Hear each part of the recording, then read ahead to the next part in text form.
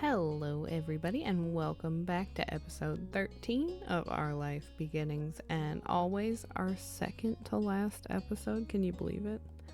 So we have one more moment to go through, and then end of this step, and then step 4, which again is just like a summary. So let's get into Drive. Like a lazy cat, you stretched your arms above your head and yawned, blinking your eyes sleepily. The day was warm and pleasant, and you were lounging on the couch in the living room, finding it difficult to do much in that moment. Your moms and Liz had gone out shopping, looking for some new items for your sister to take back and decorate her college dorm with. They had asked if you wanted to go with them, but you declined, for today was all about relaxation. Cove had dropped by to spend some time with you, content to join in with doing nothing. Two of you had been chatting idly as you lazed around, talking about the other things you had planned for the summer. You were stretched out across him as he sat on the couch. You had your feet propped up on one of the armrests and used Cove as a comfy cushion beneath your head, totally settled in. Cove gently wound his fingers through your hair as you rested on his legs, equally at ease. The day dragged on. You found yourself yawning more and more often between conversations. You had almost dozed off completely, when suddenly a buzz rang out, disturbing the silence. Your phone was on its charger in the kitchen, so it couldn't have been that. Cove pulled his own phone from his back pocket and checked the screen. His movement had jostled you, so you tried to readjust your position to get it right again. It's my mom. After leaning forward and setting the phone on the coffee table in front of him, Cove hit the speaker button. Hey, what's up? Mandy is here too. Hi, Cove. Hello, Mandy. Hi.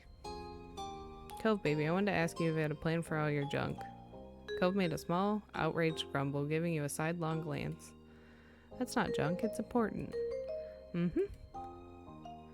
you couldn't see it, you could tell by the sound in her voice that Kira was smiling. Is that a yes or a no about the plan? He looked over at you, his mouth pulled into a tight smile. I'm still thinking about it. Mandy? I'm gonna take the phone off speaker so me and my mom can go over this. It'll be quick. Cove carefully moved you off him and took the phone from the table before pushing himself to his feet. He hit the speaker button again to turn it off and continued the conversation with his mom as he headed towards the door. The lock clicked behind him as he exited the house, and he sank back onto the cushions, idly trying to decide what to do next. After electing to grab your own phone from its charger, you resumed your position on the couch, tapping away at the screen. Your mind drifted away from thoughts of Cove and his phone call with all the many ways your device could distract you. Snake. Love Snake. They should always have that on a phone. It was an effective enough way to kill the time. You had managed to do various little things when the door opened again and Cove returned. A small smile pulled at the corners of his lips as he shuffled over to the back of the couch. He reached down to give you one of your shoulders a soft stroke of his hand. I'm back. You gazed up at him fondly. Is everything okay? Everything's fine, just... He turned his head suddenly, running a hand through his hair and letting out an exasperated breath. He seemed nervous, but you couldn't imagine why.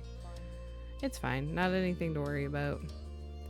You raised an eyebrow at his tone, moving your head to the side to try and meet his eye. That doesn't explain what's going on. He shrugged and gave you a tight smile, trying to play whatever it actually was off as unimportant. There's nothing going on, just stuff I can deal with later, some other time. He was transparently avoiding the truth. You stared back at him seriously, an indication that you weren't going to ignore what he was doing. Eventually, he broke beneath your stare, hanging his head in his hands and groaning. I need to make another trip to my mom's place. There's some stuff out there that I'm going to use, so I'll have to go pick it up. It wouldn't make sense to ship it, and I couldn't bring the stuff back with me last time since I flew. Oh. Suddenly, you understood what the phone conversation had been about. Cove was going to drive to his mom's house in Nevada. When will you go? Mom thinks it would be best to do it now while I'm still kind of free, but... Cove pouted, giving you an unhappy look. You could see the prospect was already taking a toll on him. I don't want to. I was just there, and for even longer than usual. Why do I have to leave right now when it's our last summer like this? You thought it was cute. He wanted to stay. Showed how much he appreciated being there and spending time with you. Looking up again, you met his bright aquamarine eyes, finding a sad smile tugging on his lips. Oh! Suddenly, his eyebrows jumped, and his eyes lit up like a lamp. You come with me. What? You should come with me. I mean, I get that the two of us live next door to each other. My mom lives in another state. My trips there are usually to spend time with her, just the two of us. But this time it won't be like that. All I'm gonna do is drive over, stay for a night, then pack up the car in the morning and turn around again. Most of the time will be spent in the car, so it'd be good to have another person there. Plus you'd have a chance to see my mom again in her place. Maybe we could even find something cool to break at on the way. You couldn't stop yourself from laughing at his enthusiasm. He blushed a little, reining himself in. I just feel like it could be fun. Please, could you think about it? I want to go. Road trip sounds fun. I'll have to let my moms know, but as long as we've got nothing else important on the days we pick, then there's no reason I wouldn't be able to go. He grinned from ear to ear, thrilled by the news. I'm so glad. This is so great. I'll call my mom back and let her know right now. You spent some time together going over your schedules and making plans for when you could take the trip. You needed to fit it in around both of your work schedules, which took a bit of doing, but came together in the end. Luckily, it was only a 2-day trip, so finding a couple free days in a row wasn't impossible. It wasn't long before the dates were finally set and the plans were made. We were excited! Short trip sounded like the perfect way to spend some time. You could listen to music, eat snacks, and enjoy the open road. No matter what you thought about things, the morning when you were due to leave arrived. It was cooler than usual, the sun barely peeking over the tops of the houses. You stood outside your home, on the footpath near the road, waiting for Cove. Are y'all like a leave real early to get there kind of earlier? Or are y'all kind of leave when you're ready? I don't know. We always leave like super early, like 5 or 6 in the morning. But usually when we're driving like 13 hours, so that feels like it might make sense. Because no matter when we leave, we still get in like 7, 8 o'clock. So it is what it is. You yawned loudly, covering your mouth with the back of your hand. Mornings were always a struggle. With your travel bag clutched in one hand, you watched as Cove finished packing up his car. He had organized all sorts of things, water bottles, snacks, and who knows what else. Cove insisted he had everything under control and didn't need help. At least you could rest easy, knowing that it was all taken care of. As you waited, you glanced over at Cove's car. You knew it well. It used to belong to Mr. Holden, and when Cove had learned to drive it past to him, his dad had taken the opportunity to get a newer one. It was pretty old at this point, but it served both of them well so far. You just hope it had enough life left in it to survive a trip as long as the one you were embarking on. The slam of a door closing made you jump. You snapped back to focus and saw Cove was walking towards you. He dusted his hands off on his pants and tilted his head towards the car. That's it? Ready to go? Yep, I'm ready.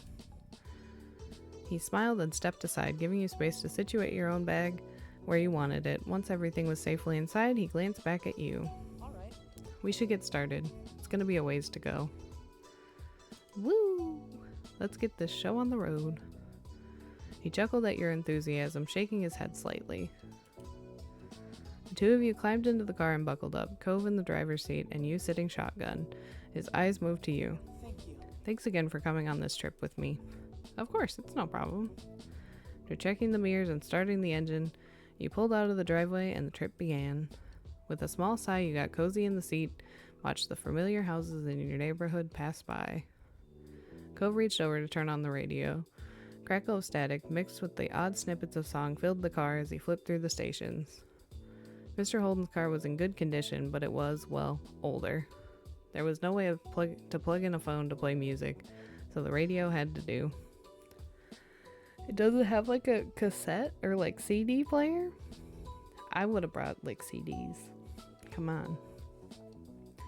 Because, okay, if you look at the dash, right? Okay, I was just making sure my VTuber wasn't in the way. It looks like the modern radio, right? But I mean, I feel like every car up until they had like Bluetooth or like an aux port, right? It had like a CD player. So what's this car doing? Anyway. Okay, so we finished that one. Eventually, he settled on a classic rock station before sitting back and resting both hands on the wheel. Is this okay? Yeah, it works. He smiled, happy with the answer. Time flew by, and with it, the scenery outside your window became more and more unfamiliar. Neither of you spoke for a good long while, but the quiet was comfortable. You had become all too used to each other's company over the years. Eventually, Cove broke the silence, clearing his throat softly before he spoke. It's been too long since you and I have spent time with my mom. I know she still comes to the neighborhood sometimes, but it's not even once a year. It's always going to hers. I'm happy the two of us are doing this. Yeah, me too. Your elbow rested on the windowsill. You gazed out at the world that was slowly coming to life as the morning rolled on by. The sun climbed higher in the sky, forcing you to adjust your visor overhead to keep it out of your eyes. Hey, do you mind reaching back for me? Cove gave you a sidelong glance as he drove, indicating with a nod of his head and a tiny smile. I want some chips, the salt and vinegar ones.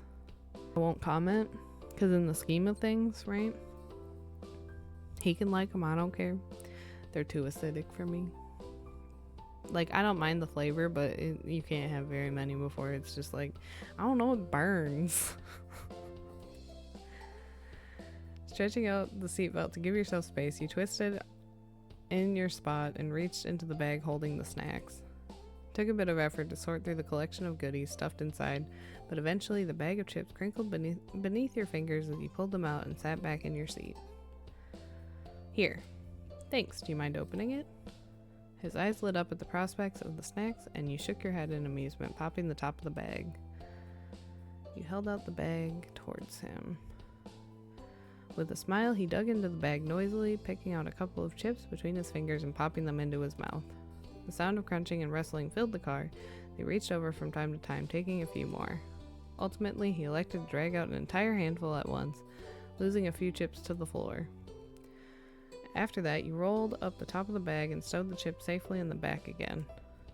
When you turned to the front, it was to find Cove crushing the fistful of chips into his mouth, crunching loudly. He wiped his hands on his pants absent-mindedly, while gripping the wheel and spilling crumbs all over the place. You laughed. You couldn't stop the amused sound that escaped you when Cove raised a questioning eyebrows, and you simply shook your head. The hours drifted by much the same as that, with the two of you snacking and chatting as the day stretched on. It was fairly calm and quiet, traveling along the open road, and you found little in the way of interruptions. At one point, you passed a Welcome to Nevada sign, and Cove gave a tiny cheer. He was in disbelief that the two of you were seriously all the way in another state like this. Eventually, you had to stop for gas, made a detour at a small diner to grab a proper meal that didn't consist of chips and candy. After refueling both the car and your tummies, the drive was back on. After refueling both the car and your stomachs, the drive was back on, just as the sun began dipping beneath the horizon and bathing the sky in a wash of orange light. Cove informed you that there wasn't too much longer left to go. You were almost there. You took shifts. The route was fairly straightforward, and you had enough practice with driving to feel comfortable doing so. When the night eventually fell in a blanket of darkness, the drive finally came to an end. Cove pulled into the parking lot of Kira's apartment building, the glow of the car lights disappearing as he turned off the engine, let out a heavy sigh. We made it. We're here. The two of you exchanged tired smiles, having successfully and safely completed one half of the trip. You were relieved to have actually arrived and eager to get out of the car and stretch your legs. You took the stairs up to the building together. After a knock, you were abruptly met by a flash of green hair as Kira opened the door and immediately took her son in her arms. There he is, my gigantic baby boy. She squeezed him for a moment, then pulled back so she could examine his face. You've been taller than the last time I saw you. Cove gave her a fond look as she patted the tops of his shoulders proudly. You say that every time I'm here. It doesn't even make sense right now. My last visit wasn't that long ago.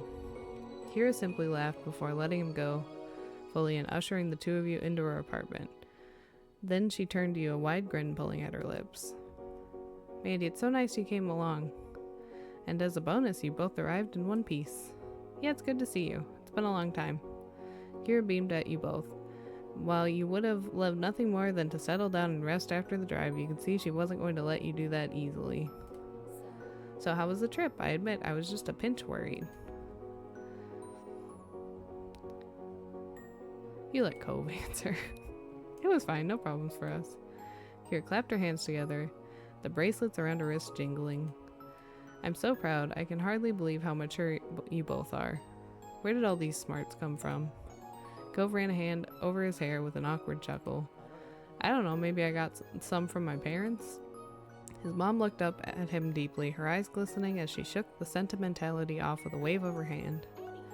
You have to be half asleep already, huh? I don't want to keep you up much longer. Early mornings and any whoosies. How do you want to deal with the sleeping arrangements? I've only got my room and Cove's room, though the living room couch isn't bad. Mandy can use my bed. I'll just sleep on the floor in the room. Doesn't matter for one night. Kira gave him a skeptical look, her lips bent into a teasing grin. What? Wonder why I don't believe you'll stay on the floor when Mandy is right there in your bed. Cove froze in shock, his cheeks turning a dark beet red. Then his eyes narrowed, and he scolded her with a harsh whisper. Mom. Kira giggled to herself, but managed to give him an apologetic look upon seeing he was less than impressed by her teasing. Sorry, baby, I'm only pointing out the obvious.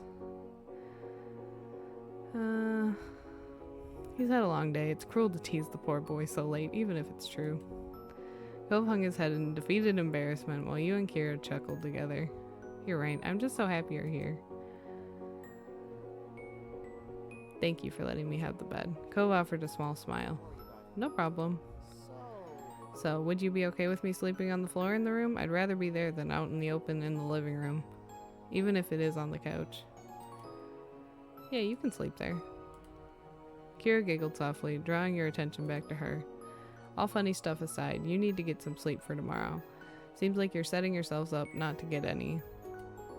I know that sounds really captious, but I'm a mom. I have to say these things. Come on, we're not little kids having a sleepover. We're responsible adults, right, Mandy? Oh yes, very responsible. She gave the two of you a suspicious look and you stood up straighter, trying to prove your point. I'll leave it at that then. For now, just remember that the walls are thin in this apartment.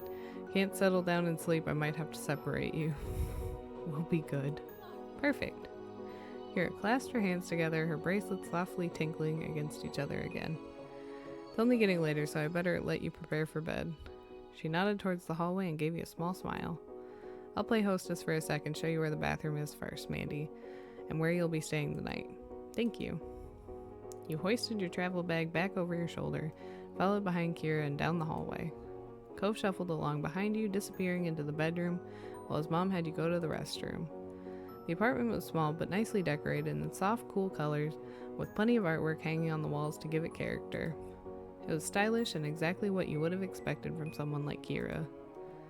After being shown the bathroom and wishing Kira good night, you headed into the room and found Cove already there. He had changed into his sleepwear for the night as well, and set aside his glasses already. Looking around, you found the bedroom to look much the same as the rest of the apartment, but with small ocean elements you were sure Cove must have enjoyed when he stayed there. All in all, this room was pretty and clean, though it almost looked more like a hotel guest room than a bedroom. Cove only spent a few weeks out of the year there, so it made sense that it wasn't especially lived in. What do you think? It's pretty nice, huh? Mom always keeps it clean and everything, even when I'm not there. That's sweet of her. Yeah, she's good like that. He seemed pleased enough with the response and gave you a small smile, while opening the zip on his bag. When you went back to the room, you jumped in bed under the covers, just as Cove was shuffling into his sleeping bag on the floor. You waited until he was settled in before you flipped off the lights. and a soft glow from outside peeked through the blinds, casting shadows over the floor. You closed your eyes, blocking everything out. Night, Mandy. Night, Cove. Sleep well. The room grew quiet as the two of you wound down for the night, and you found yourself listening to the sounds of the city outside the window. The noise out there was so different from what you were used to back home. Cars zooming past and people out having fun instead of crashing waves and the ocean winds cocooning your house in their embrace. Cove shifted around in his sleeping bag, making the fabric crinkle loudly. I've outgrown this thing. I should have checked it earlier, but the trip was kind of short notice. Why don't we share? It's big enough. Cove inhaled deeply, the fabric of his sleeping bag crinkling loudly as he fidgeted beneath. I told my mom I was going to stay on the floor. Okay, Mr. Goody Two-Shoes. You frowned, wondering when that had ever stopped him before. Did you really plan on going through with that? No. He hesitated a little, the silence stretching between you. You couldn't help but smile to yourself. You knew him well. The sleeping bag rustled again, and through the dim light you saw him stand and head towards the bed. He took in a deep breath as he ran his hands across the top of the blanket, gathering his nerves as his eyes met yours. And then he paused, head tilted to the side, as if silently asking permission. It's alright. He shuffled over to make room for him as he pulled the bedding up and crawled beneath the covers, leaving the two of you close together but not quite touching. He exhaled a heavy breath as he laid down on his side, his head getting comfy on the pillow next to yours. You had a strange feeling in your stomach, like it was doing little somersaults, but it felt good to have him close. He raised his fingers and delicately brushed the tips over your cheeks, drawing a shaky sigh from your lips. His touch was warm and feather-light, making you feel tingly all over. When his eyes met yours again, you found yourself lost in them, the world becoming still and silent around you. Then he froze, his muscles tensing as he closed up like a clam, his breath hitched in his throat. He attempted to whisper something, but was completely lost on you. With that having to suffice as a warning, Cove jumped out of the bed and crouched down on the floor, his head in his hands as he took in a few deep, stuttering breaths. He bolted upright in the bed, staring down at him with a mixture of alarm and bemusement. Are you okay? I'm always like this. I'm fine, I'm sorry, Mandy, really sorry, I'm just so... He panted deeply in and out, as though he had just finished running an entire marathon. After finally steadying his breath to a normal rhythm, he crawled back into his sleeping bag and huddled down on the floor, his back turned to you. Sorry.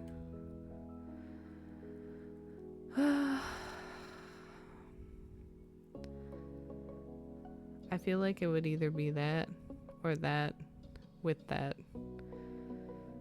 Will be disappointed. So close, yet so far.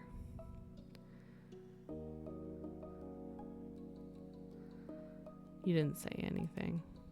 I feel like you don't want to call him out, but it's fair to feel disappointed. With a resigned sigh, you laid back down in bed alone. What a pain in your ass. The next day dawned, bringing with it the sounds of birds chirping happily outside the window. You opened your eyes slowly, letting them adjust to the light as you tried to recall where you were, remembering the unfamiliar sights of Cove's second bedroom. You had woken up on your own. The early morning sun filtered through the blinds, telling you it was about time to get out of bed and start getting ready for the day. The sound of Cove shuffling around the room drew your attention, though you weren't surprised. He had always been a morning person. Sitting up in bed, you let out a yawn and stretched your arms above your head. You still felt pretty groggy. You were used to sleeping in longer than this. The late night hadn't helped. Morning. The two of you were on completely different wavelengths right now. You pulled yourself out of bed, grabbing a fresh change of clothes and your toiletries before heading to the bathroom. After all that, you met Cove back in his room. He was sitting on the floor when you entered, sorting through a bunch of stuff in a box, determining what to bring and what to leave behind. Hey, can you pull up the stuff in those drawers? You nodded, though he hadn't even looked up from his task, so you knew he wouldn't have seen. Heading over to his drawers, you started the task of taking out various items and setting them on the ground in front of Cove. After a while, it became clear to you that Cove was acting strange whenever you went near him. He was flinching over your presence. Happened a few more times before you couldn't take the awkwardness any longer. You dropped the stuff you were holding down in front of him and raised a questioning eyebrow. Is everything okay? I'm sorry. Yeah, sorry. I'm sorry about last night again. Quietly squeaked the second part of his thought. About not staying in the bed with you. I know you just want to be with your own boyfriend and not have to feel bad about wanting that, or be rejected over it. You shouldn't have to. But I do it anyway.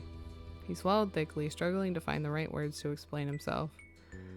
I do think it felt nice, really, really. It's just also not bad, but good in a inconvenient way. Laying together like that, being so close, it gets too hot, you know? His cheeks flushed with color, and he immediately trailed off, his eyes firmly fixed on the floor. Get it, you a slave the whole time. Next time, that feels like you can't do that. You can't be like, you have to. It was intense for you, huh? Maybe I'm the one who should apologize. Sorry to bother you sounds kind of like icky. Yeah, it's annoying, but it's what I signed up for with you. Do better next time. Absolutely not. I think we'll just nod. That feels safe. He let out a fractured chuckle. Thanks, Mandy. If you're alright, then let's get back to packing. I don't want to actually bring you down by not shutting up about it. With it more or less resolved, you went to grab some more items as Cove focused on the box in front of him once again. Oh, hey, look at this. When you turned towards the sound of Cove's voice, you found him digging through one of the drawers beneath the bed. Neat.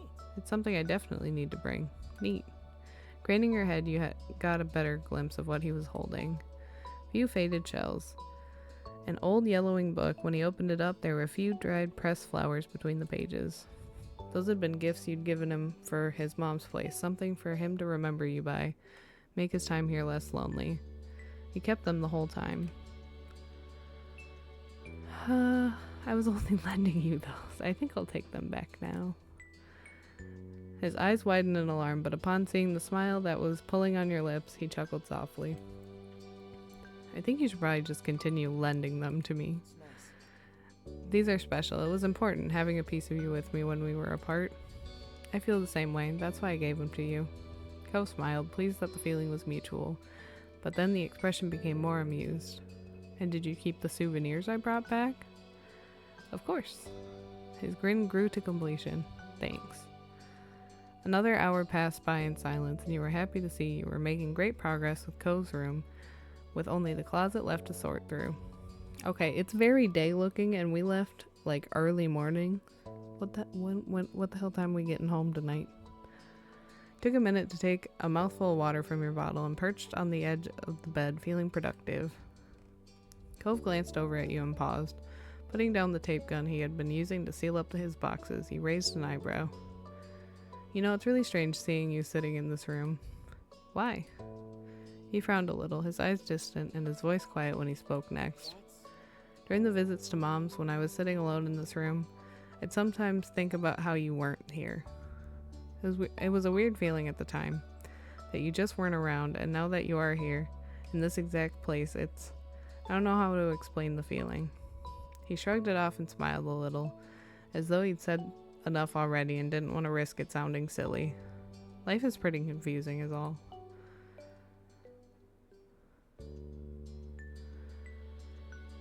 I missed you so much when you were gone. His brows crinkled as he looked at you solemnly, his eyes bright with emotion. I missed you too, all the time. Made you feel better to know that somehow, to know that when you were stuck at home missing his company, that he was missing yours too. He looked away satisfied, heading over to the closet, the last of the items to be sorted. Before long, every box, closet, and drawer had been thoroughly combed through, with the items either neatly packed up in boxes or organized and returned to their proper place.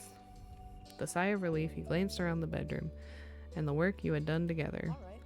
We're done. Good job to us. I'm going to change out of my PJs for the drive. Yeah. When the two of you headed out to the living room, ready to get everything finalized and hit the road, you found Kira in the kitchen pouring a cup of tea. Cove headed towards her, leaning casually against the counter that divided two spaces. Hey, you didn't have to get up so early. You crazy? Of course I have to see you off before you go. You can't sneak away while I'm out cold. She beamed at him, and in all honesty, she seemed more than happy to be up and getting ready for the day.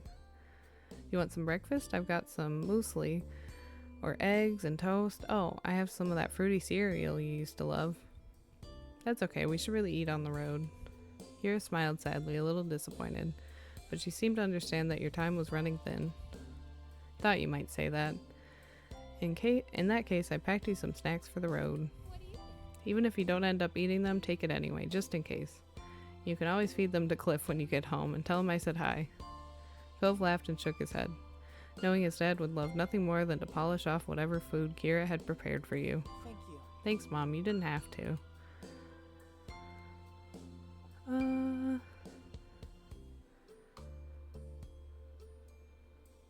Thank you for the snacks. That seems fine. That seems normal.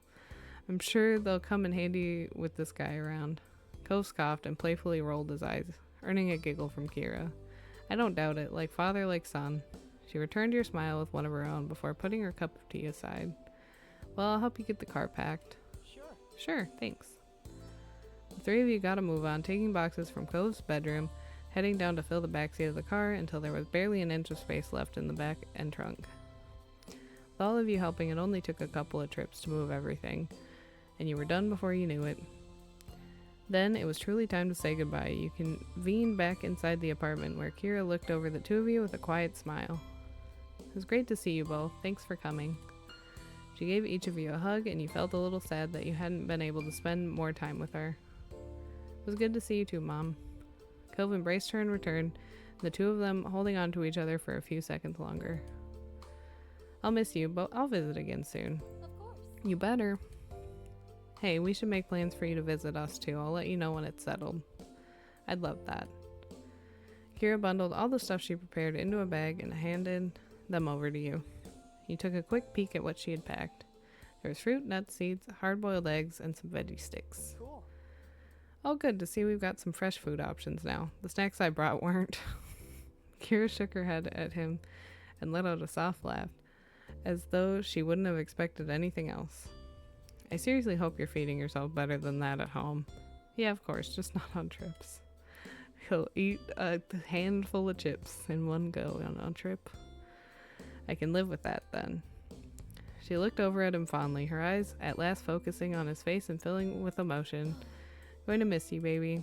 Me too.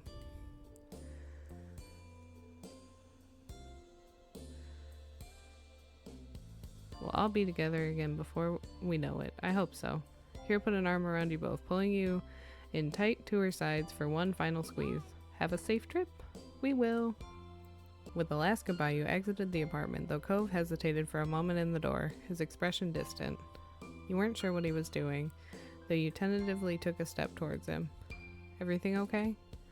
Your voice seemed to bring him back to earth. He shook his head to clear his thoughts, his green hair swaying from side to side. Yeah, let's go. With that, the two of you headed back down to the car, ready to make the long trip home. Soon enough, you were on the wide open road with a car full of Cove's things and only one destination, Sunset Bird, California. The drive went as smoothly as could be expected, with the morning slowly creeping into midday as the miles flew by. After a while, you switched places with Cove and took over driving for a couple hours. The day flew by in a whir of open road and sunshine. Before you knew it, it was early afternoon. By that point, you had already crossed the state line. Cove announced that he planned a little stop on the way home. He was quite pleased with himself as you arrived at the precipice. Redwood National Park. Oh, that's nice. Like the trip we took. Shaded beneath a canopy of enormous redwood trees, you drove along. When Cove parked the car, you pushed the door to get out, and the first thing you did was look up. Enormous redwood trees surrounded you on all sides, their massive trunks shooting straight up into the canopy of foliage overhead. There were too many of them to count, stretching on and on as far as you could see. You squinted against the sunlight that was peeking through the leaves and dancing on the paths around you. It's great, right? He smiled at you from over the roof of the car, or glancing around the place fondly. Remember the trip our families took here that one summer? It was cool going on a journey and seeing the forest in person. even if we didn't stay very long. So, And I guess we can stay for even less time this time, but oh well. It just seemed like a good time to stop by. Who knows when we'll get another chance. His voice got a little softer at the end. It seemed to be bittersweet for him, being in a place he was so fond of, but not having the time to appreciate it fully. I was pleased to have stopped there. It was a beautiful place to stretch your legs and take in some fresh air.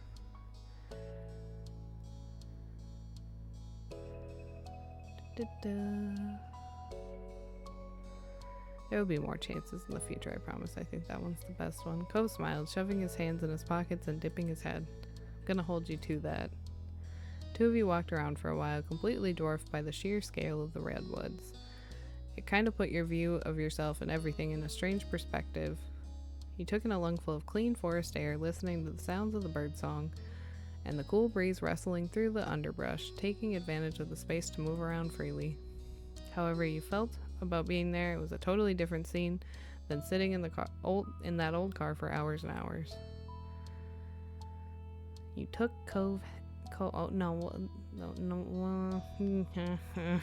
You took Cove's hand, we'll do that. He seemed tense at first, but he didn't let go. Eventually, he intertwined his fingers with yours, slowly relaxing. Being here again, you couldn't help but reminisce on what else had happened during the trip you'd taken here all that time ago. There were a lot of things that had reminded you of it recently. You looked over at Cove, who seemed to be lost in the peace of the place, and you wondered if any of it crossed his mind. Smiling at the sight, you thought back on what had been the highlight of that long-gone vacation.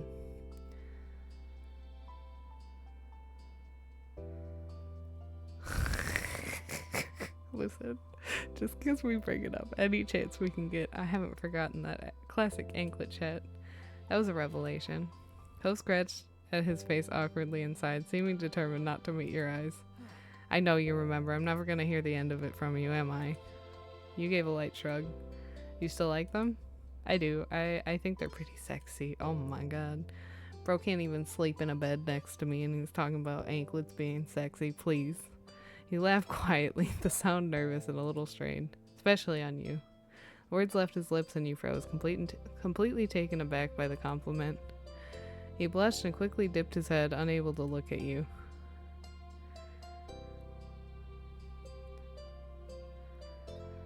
You put a hand to your forehead, pretending to swoon. Cove chuckled at your dramatic response, shaking his head in amusement.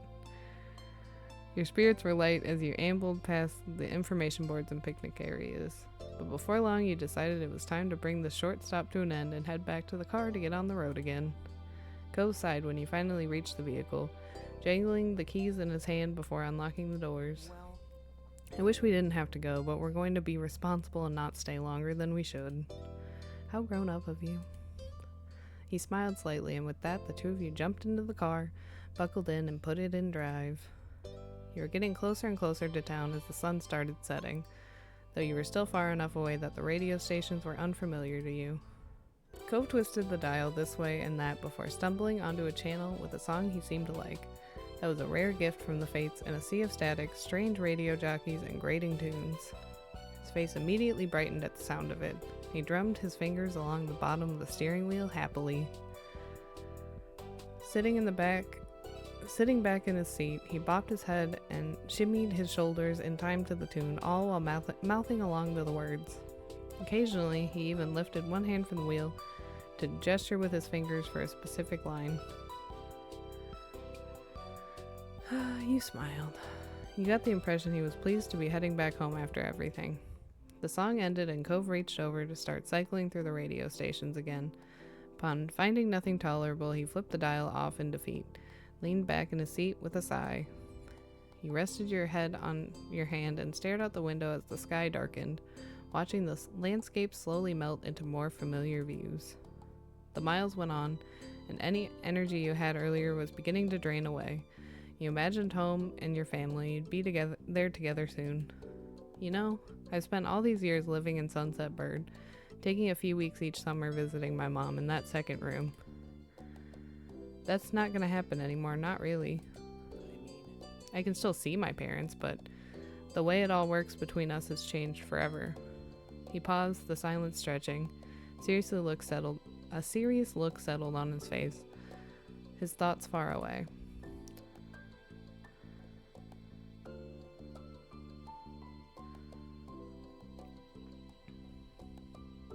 I feel the same. I know they'll always be there for me, but we don't really have the same relationship we used to. Cove's mouth pulled into a tight line and he gave a small nod. You got the feeling that he understood how you felt. Cove stared straight ahead, down the long, long road. The path looked like it'd never end from where you were, but that wasn't true. Eventually, he found a few more words to say. I think it's good we were able to do this trip without any parents or chaperones. It was just us. We did it all. I don't know. I feel a little more independent now, a little more ready for what's ahead.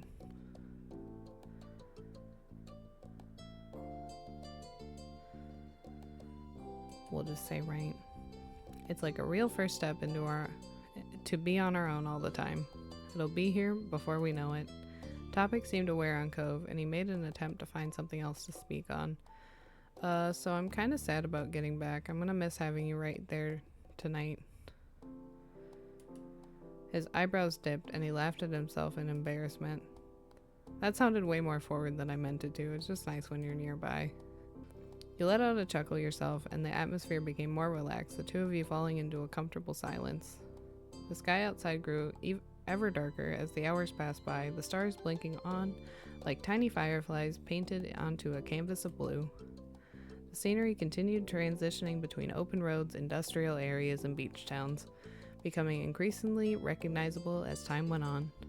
You felt somewhat disconnected from the world around you as you watched it through your window, your tired mind growing hazy. It was a strange, reflective feeling, but peaceful nonetheless.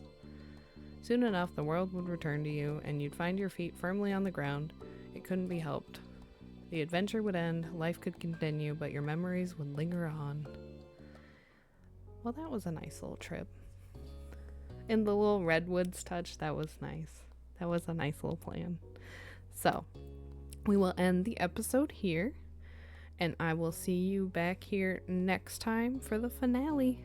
Thank y'all so much for watching. I had fun. I hope you enjoyed, and I will see y'all next time. Bye. Love y'all.